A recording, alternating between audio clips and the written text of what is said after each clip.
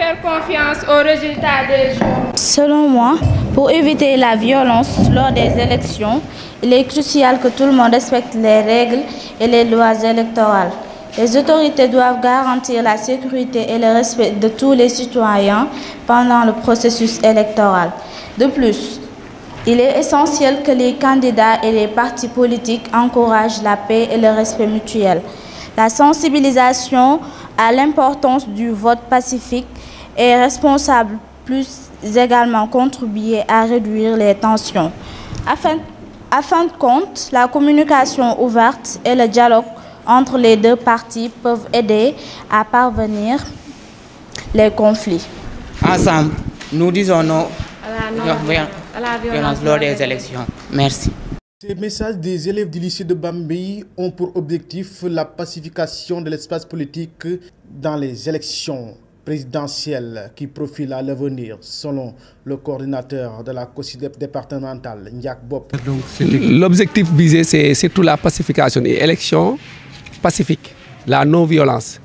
Une fois le 24 mars 2024, que les enfants, le lendemain, le 25, les candidats se félicitent et les élèves passent automatiquement continuer leurs études sans qu'il y ait des difficultés sur le quantum horaire, qu'ils aillent enseigner, étudier et qu'il n'y ait pas de problème.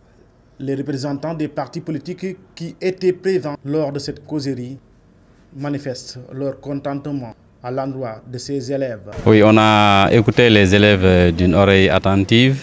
Donc leur premier problème, c'était la pacification de l'espace politique, hein, donc par rapport à l'élection présidentielle qui profile à l'horizon.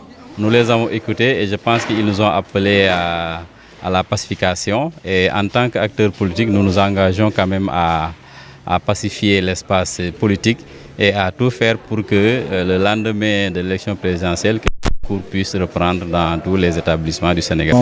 Oui, on a bien écouté les élèves avec de pertinentes questions qui rassurent l'avenir du Sénégal. Parce que comme je l'ai dit tantôt, aujourd'hui, si vous venez au lycée de Bambey, des élèves de la seconde, première, terminale, vous posez des questions sur le programme d'un candidat, ça rassure.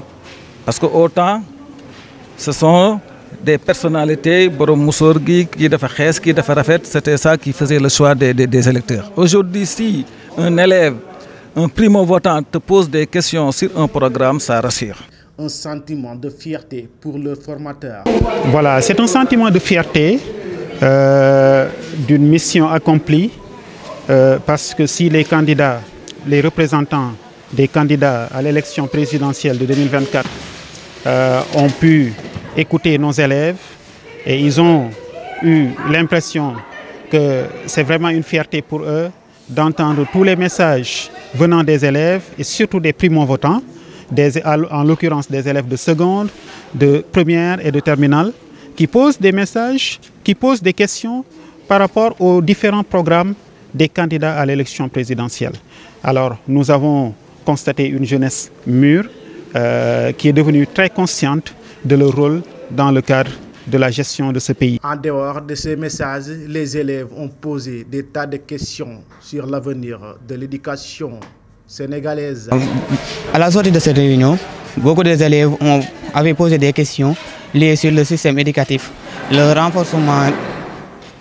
renforcement des activités scolaires et la réfection des classes. Les élèves du lycée de Bambey, en collaboration avec la COSYDEP, ont organisé cette causerie et invité les partis politiques pour poser des questions par rapport à leur programme.